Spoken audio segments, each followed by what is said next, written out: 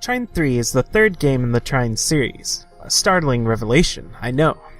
Trine is a series of action RPG puzzle platformers where the central theme is being able to change between 3 characters on the fly. Each character takes a different role. The knight focuses on combat, the mage on levitating objects for dealing with puzzles, and the thief can use a rope to swing across terrain, hook onto objects, and shoot arrows. Trine 3 is no different. What is different is the ability to walk around a 3D environment. Both of the previous games were 2.5D. You're stuck walking on a 2D plane. The game was developed by Frozenbyte, who's primarily known for the Trine series. The majority of the graphics options are done outside of the game through a launcher. The only part that really stands out is the ability to switch between stereoscopic 3D settings. I really don't care about that. If you do, the options are there. The rest is as you would expect, nothing important left out. There's a very nice key mapping system, full volume control, and through the launcher you can set the graphics to whatever you might want. You can choose between using a gamepad or a mouse keyboard setup. I would highly recommend the gamepad because of how the gameplay works and the 3D environment. If you don't have that option, then the keyboard and mouse works okay. Key mapping is there if you want to switch things around. The controls feel pretty good. Everything's responsive, which is very important for this kind of platforming, especially platforming in a 3D environment. If you haven't played many 3D platformers, it may take a while to get used to using your depth perception with the controls, but they're done well enough for it not to be that hard to get into. It does feel like there are problems at times, but most of that comes down to the environments themselves. The graphics are absolutely gorgeous. If I had to compare it to something, I would say it reminds me of some of the digital paintings I've seen. The game is full of set-piece scenes, and each one makes you feel like you're in a fantastical world. This is definitely the strong point of the game. There are many different locales to look at as you go through the game, from a ship on a beach to climbing a mage's academy and more. The character models aren't quite as good as the scenery, but they still fit in quite well. The animations are smooth and fluid, when everything goes as it should. Unfortunately, things don't always go as they should. There are lots of points in the game where you can bug out the animations, especially when using the thief's rope ability. There are quite a few times when you'll see part of the environment and you'll want to climb it. Then you realize that you aren't meant to climb it. I can't say I know how they could have gotten around that, but the designs feel like they could have used some extra time to test and fix so that certain bugs wouldn't happen. But I'll save the bug discussion for later. The music fits the scenery very well.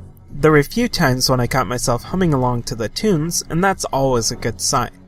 So, although it's not the most amazing soundtrack that I've heard, it's definitely good.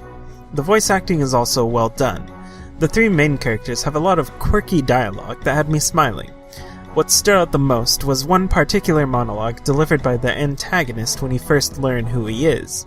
You'll know what I'm talking about when you hear it. It would have fit in well in a classic Disney cartoon. I've seen complaints about bugs in the game. Unfortunately, there is truth in them. There are many times where I experienced bugs in the environment and problems with the animations. Here are a few examples.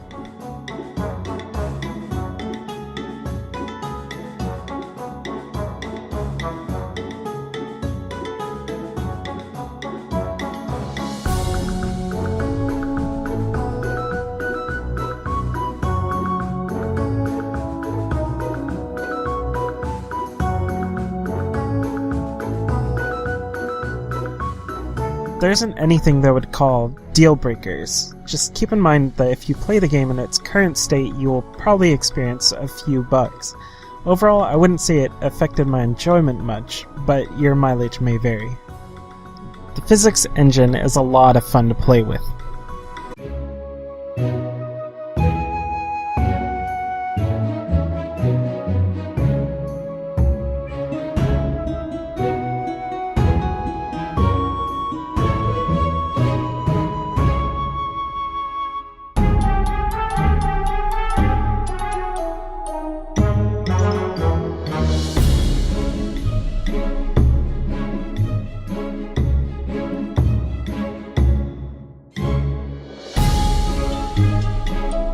There are so many weird and fun things that you can do with it. It really makes maneuvering around the environment a great experience. That's what you're going to be doing for the majority of the game. trying to get from point A to point B. Doesn't sound that exciting, but considering the puzzles and the platforming, it actually is. The puzzles aren't that hard to figure out. There are a few times where I missed something in the environment and had to take a while to mess around with things. The platforming is well thought out at times, but it can be hit or miss. This is an area which I think they needed to take more time to tinker with it. It's so close to being really good. There are lots of little tricks that you can pick up to make things easier. There are quite a few different ways you can use the 3 characters to achieve the same goal. I definitely enjoyed the way you switch between characters. It's quick, it's easy, and it feels smooth from one character to the next. I suppose it makes sense that they have it down, since it's been a core mechanic since the original Trine. The combat isn't particularly great when you're fighting the random mobs that spawn every now and then, but it's fun messing with the physics and tossing them around. You won't find any particularly intricate moments. The combat that I had the most fun with was the boss fights. It's a bit sad that there weren't more of them. The main objective throughout the game is to pick up objects called triangles. You need to collect a certain amount of them in order to progress to each stage. I like this, but I think it could have been implemented better. I could see some people just wanting to move through the story and not worry about picking them up. The camera's fixed view can at times be a chore to deal with. There were even points where I didn't know what to do because of the camera angle. For the majority of the game this isn't an issue, but when it is, it can be really annoying. The story is conveyed through bits of narration, delivered as if they were being read from a book, and through the characters conversing with each other. Later on, there are a few characters that you meet who add a bit of story through monologues and interaction with the characters. You aren't going to find anything groundbreaking or particularly new here. It also takes a few stages before the story really gets interesting. When it starts to investigate the antagonist is when the story gets good, and it does get good. Not great, but I do enjoy a simple fantasy story. It is presented well enough that it makes you curious about what you'll learn as you're moving through the stages. The delivery of the voice acting really helps add to it. Even if some of the lines are a bit cheesy or cliché, their delivery of them makes them seem natural. One particular stage, which is laid out as if you entered a book, was really fun to go through, even if some of the platforming was a bit off due to perspective and depth. Now comes the sad part. Even though I had a good time playing through the game, even though I didn't mind a lot of the bugs and some of the problems with the camera perspective, I can't recommend that you buy this game in its current state. The main problem, and what I consider to be a potential deal breaker, is the length of the game and the ending of the story. I'll stay away from spoilers, but I feel like I have to mention that the ending is not satisfying. After a lot of build-up to what I was hoping to be a really great conclusion, I was completely let down. It ends in an abrupt way with a cliffhanger to something that I think really should have been in this game. Unfortunately, that means that I can only recommend you pick this game up if there's a particularly good sale. The best thing that I can say about it is that since I personally didn't play the last 2 Trine games, I feel like I want to go back and play the other games.